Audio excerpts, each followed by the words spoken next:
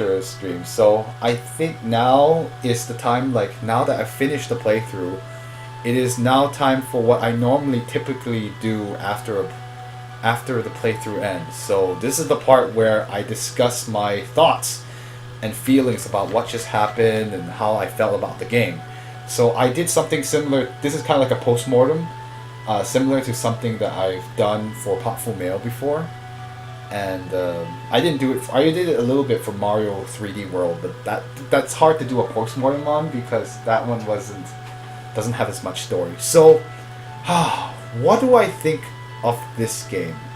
And now that I've played it, like my first thought is that now I can kind of see like why this game is so hyped all throughout like the Chinese speaking countries. Like everybody, every single person I know that from China or Taiwan or Hong Kong, the minute I mention this game, they're like, oh, I know this game.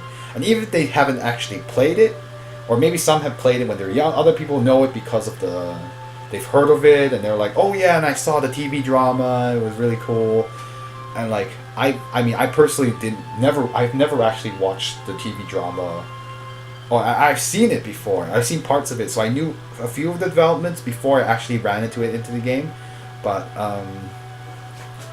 I've actually never seen it all the way through, so I did not know what the ending was going to be like. And so by the time we got through, when we did the 10 years saga in this game, I had no idea what was going to happen. That was really exciting. Like half the fun of it is that this game is certainly not predictable. Weirder things happen all the time. So, I mean, that's the first thing that I want to say. Is just like, wow, this is actually one of the better stories I've played in the game. Like in terms of like they've managed to make it so that it, like, even though crazy things happen with 10 years, like it kind of all makes sense. And for the most part, there isn't anything I can think of that was dangling. But of course, there's still lots of questions. Like when I saw the ending, I looked at it and I was like, huh. So Xiao Yao traveled throughout the world and then traveled back to that place, and Yueru and was holding his daughter. So that means, so I guess Yueru was somehow the sage was able to bring Yueru back to life. I guess that's what happened. And so unfortunately that means that I don't know if Linger is, well, it doesn't seem like Linger is alive. I can't think of, the game certainly doesn't give me that impression. So yeah, it's too bad that Linger is the one that actually dies in this ending at least. So I was like, wow, it's kind of sad too, because yeah, she had to sacrifice herself to save mankind from that evil monster. And I wonder if the other two endings are very different, because I know that I definitely failed the prerequisite for one or two of for the other two endings. I'm really curious. What I might do in the future, like later on, like maybe in another stream, I'll probably get the save file for some of the other endings, and maybe we can work our way from there. And I can show the other two endings on the stream. But I think that will be when I probably revisit it for a bit, because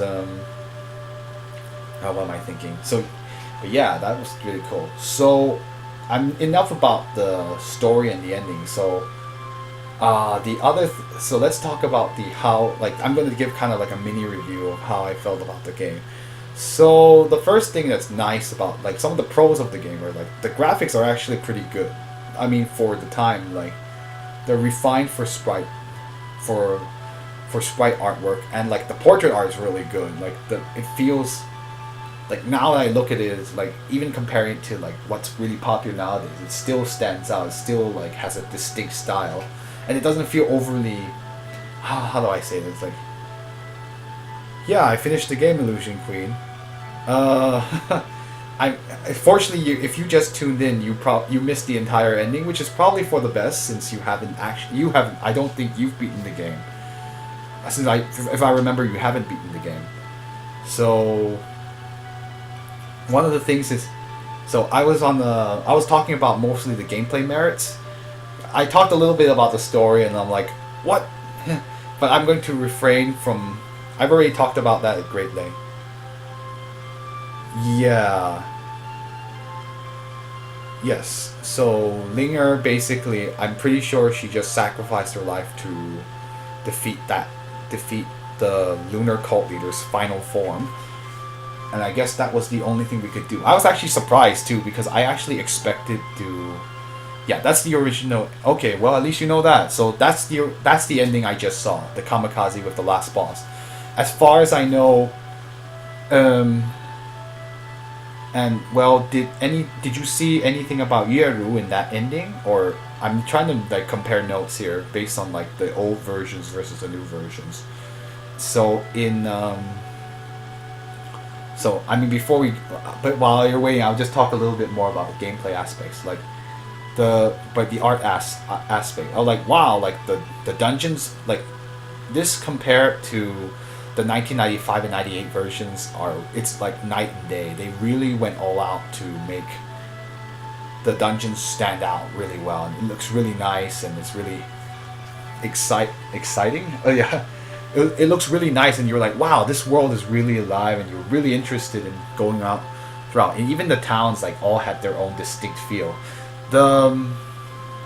In terms of like, yeah, even the monsters are some of them are just freaking scary. I was just like, what the heck are these things? And like the whole part with the zombies in the Blackwater Heishuizhen, which is the Blackwater village, and like that whole and entering a dungeon where it's all a pool of blood, like that's just blood curdling, not literally.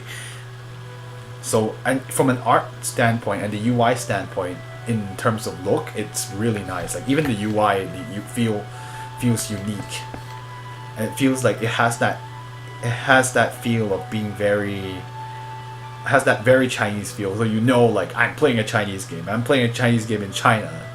Like this, and you feel like, oh man, this is so cool. But that also, now I have to bring up some of from the art standpoint, it's really good. The writing standpoint as well is like, what I've already mentioned it at great length, but like I think like they've managed to keep conversations like. The thing is, like, I've seen a few other Chinese games as well. So there's like a few ones that I don't think are quite as good. Where there's one where like, oh god, the name of the game was 古剑奇谭, which is not. I looked at it and probably not gonna play it on stream. The dialogue for that is like, okay, the characters are kind of interesting, but the dialogue takes a million years to read because like it's just long and they just go on and on about useless. Yeah, they try to play it a little too much. It's overly wordy, and it just slows the pace down of the game. Whereas in this game, every single conversation, like for the most part, I feel like has been really, like it's really pointed. It's really interesting. Like I was reading the script and like, wow, actually, I'm really interested in what these characters have. Even the NPCs, like that's the other thing. The NPCs themselves, like a lot of them had their own unique names, and they usually, of course, like there's some repetition, especially like in towns of like, oh, such and such is happening, this event is happening. But for the most part, I'm like, they were able to, the writing was able to make like everyone the writing is to the point, and it didn't feel like people are repeating themselves over and over again, which is really nice. So it helps with pacing. It only seems slow because I'm oh, okay. Is the stream's really glitching really? That's interesting. On my side it's okay, but I don't know. I have no idea what the internet connections are like. But okay. Yeah, you can message me on this, and it's sad because but anyway, from a writing standpoint, that's also really cool. Okay, well, Illusion Queen, thanks for stopping by. That's really weird. I'm double checking. It says I haven't dropped any frames, so weird. Okay. Anything else I want to say? Yeah, so that's another really cool part. Now we've come to the very important part, which is gameplay. So, gameplay-wise, this game is a turn-based RPG. It's really basic. That's the one thing. Like it's almost to its own detriment. considering this was 2001, it's just like this game's gameplay does not stand out whatsoever.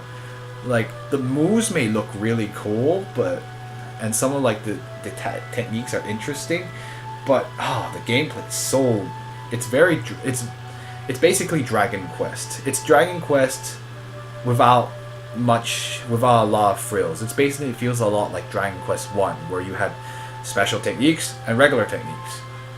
There's only a bit of strategy where like a boss or a monster has certain weaknesses and strengths, but the thing is, like, it's just the battle system gets really, really dull. Even I think the most exciting part of the battle system is just fighting the bosses, and even then, like, it's kind of like you're repeating the same strategy over and over again. And so there's no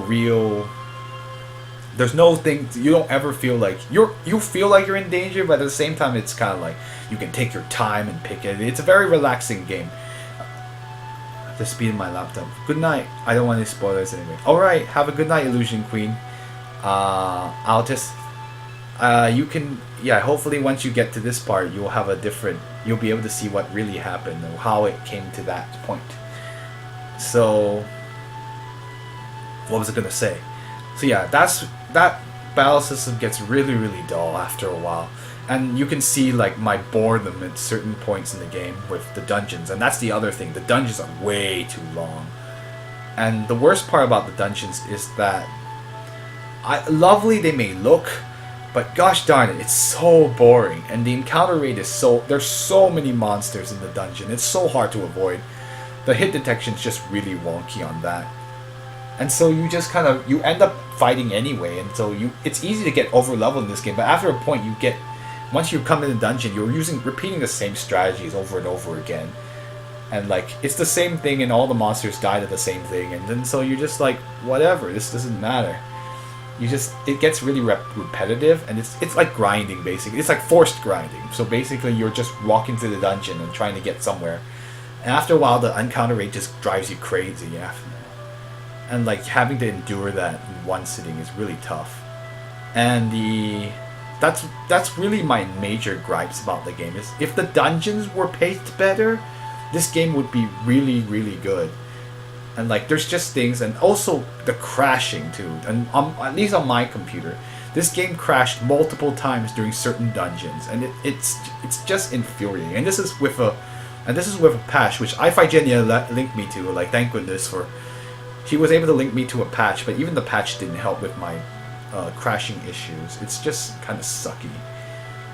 So the game would crash every so often, so you're just encouraged to save scum. Save scum, which is basically save everywhere and anywhere at anytime before you walk into a dungeon. And it's just... it's good thing, like, thankfully the save system of this game is very nice, where I have, like most games of this type on the PC for a Chinese audience, they're expecting you to save a ton. It is an old game, so the compatibility issues might also be present, since this was originally made for Windows XP, and this is Windows 7 which I'm running it on. But I don't know. There are old games that also don't crash like this, but that is kind of it's kind of par for the course for some older PC games. But yeah, as you can tell, there's a ton of save slots. I could go all the way down if I really wanted to. I could have actually probably had one slot for every single point, but that would be really annoying. And that brings me to another annoyance with the game. I'm sorry, I'm kind of being negative, but I have to point these out because they're glaring flaws in what could be a really, it just makes this game short of being a really, really good game. Like the UI, the user interface, dealing with the fact that it doesn't remember what was my last save. So I have to literally scroll down to get to my last save. And so what happens if I save down in here in 20? I would have had it scrolled to 20. And it's just crazy. Okay, but this is a minor point compared to the other thing. The inventory. The inventory is so hard to navigate because although it's sorted by type, they sorted by what type the item is, like whether it's a restores HP or restores HP and